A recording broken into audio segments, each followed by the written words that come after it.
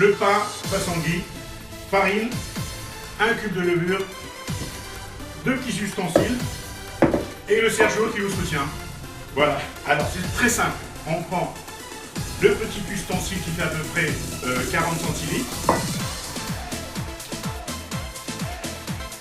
On prend la levure, on va l'ouvrir en plusieurs morceaux. Tu t'es pas lavé les mains? Arrête, va te laver les mains. C'est du Sergio, donc non seulement il est en retard, en plus il ne savent pas les mains. C'est pas très propre, pas très hygiénique, mais c'est son pain. C'est lui qui va en profiter ce soir avec cette famille. Yallah! Va-t-il prendre une douche en petits morceaux, comme ça, tout simplement.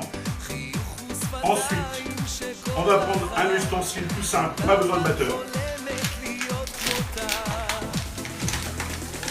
C'est pas dit demander de faire du sable, hein. On prend notre farine. On la met dans l'ustensile, voilà, assez grand quand même, hein, parce que on va laisser pousser la pâte là-dedans. Les invités, ils ont tout petit. On va ensuite faire un petit, comme dans le volcan, tout simplement, comme ça. Regarde bien, ça nous écarte. Voilà. Ensuite, on va prendre du sel. On y rentre 40 grammes, à peu près, en au milieu, tout simplement. Voilà, au milieu. Et maintenant, on va remettre un petit peu le sel et la farine de manière homogène. Alors, la farine doit être à température ambiante, hein, donc si vous la sortez du réfrigérateur ou quoi que ce soit, vous la laissez 15 minutes dehors. On reprend notre petite coupelle avec la levure et on va mettre, suis-moi ici, on va mettre la quantité d'eau jusqu'à peu près les 3/4. Voilà, les 3/4.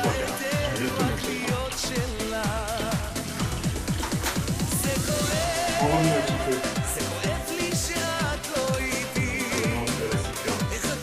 De manière à ce que la levure se voit bien. Mais loin parce que on vient en bas.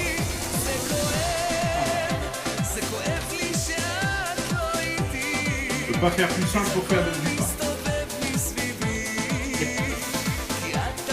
Donc là, ça devient un tout petit peu plus gros. C'est très simple.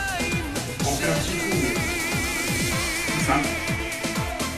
Et on va balancer l'appareil avec la levure dedans. Tout simplement. Ça, c'est la première partie. On va remettre une autre dose d'eau dans le petit récipient. Voilà, on la verse à l'intérieur toujours. Rien de compliqué. Oui, et on fait la même chose, ça va?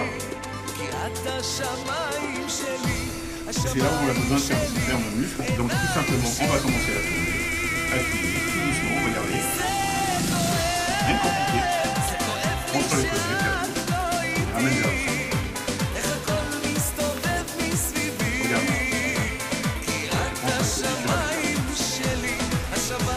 Elle doit être assez molle, même liquide quelque part. Donc pas besoin de batteur, simplement une cuillère en bois et un ustensile.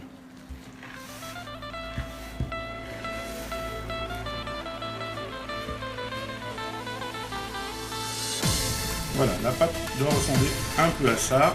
Et comme on la veut un petit peu plus liquide pour pouvoir la travailler, on va remettre un tout petit peu d'eau. Ce sera fonction du type de farine que vous prenez. Car il y a des farines qui sont beaucoup plus dures que d'autres. Voilà, on remet un tout petit peu d'eau, pas beaucoup. J'arrive avec les petits bras, on retombe bien sur les côtés. Voilà. On va remettre un peu d'eau.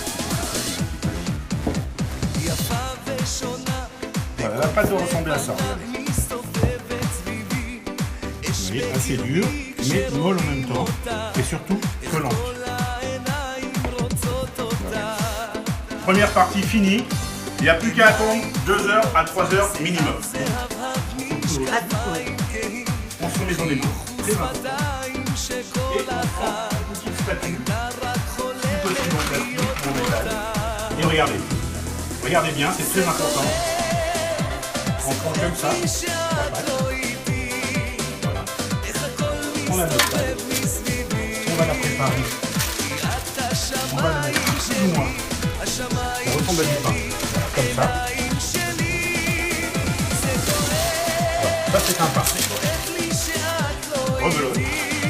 On met un peu de farine dessus. Pas avoir peur de mettre de la farine. Hein. On reprend. Regarde bien, Sergio. On regarde. On pousse un pâton qui se ressemble. Tu vois comme ça. Hop. Après, on peut le rattraper un petit peu là. Voilà. Alors, si possible, ne pas trop les coller. Parce qu'ils vont encore doubler de volume. Je prends un ciseau.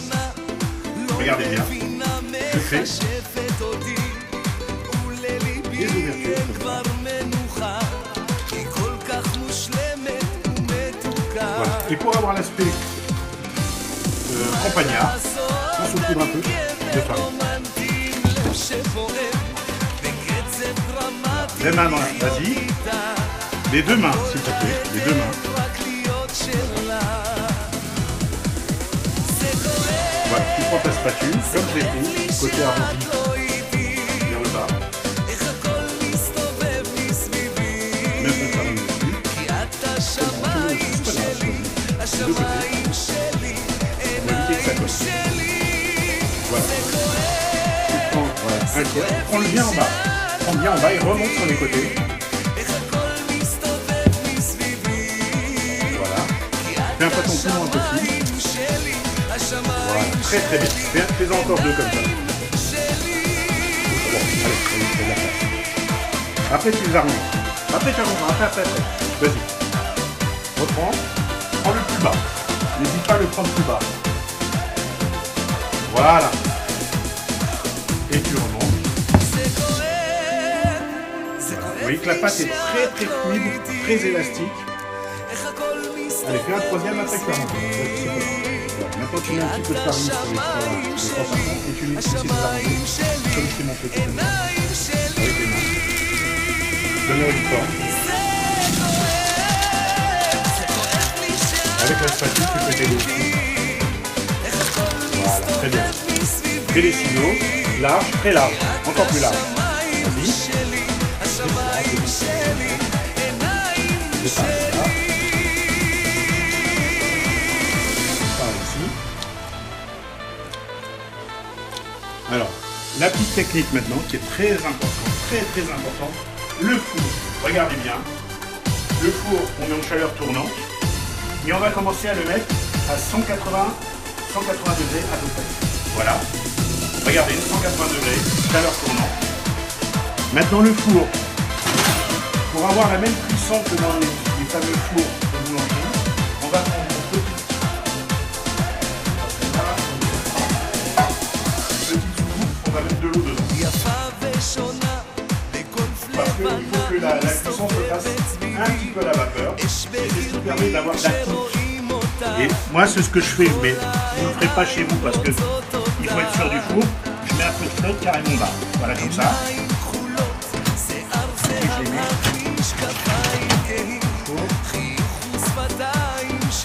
L'eau c'est très important. Si vous ne mettez pas d'eau, vous n'aurez pas une coupe croustillante. Voilà le pain déjà qui monte un petit peu à 180 degrés. Nous sommes à 15 minutes. Deuxième chose qu'il faut faire, nous allons remettre un peu d'eau en bas. Et là, on va passer à 220 degrés. Voilà le résultat final. Donc les pains sont mélangés. Et comme vous le voyez, il est très content de ce qu'il a fait. Hein? C'est satisfait? Je reste sans mots. Voilà, sans mots. Caroline Gélard qui a filmé. Et votre serviteur qui vous dit à bientôt pour la prochaine recette.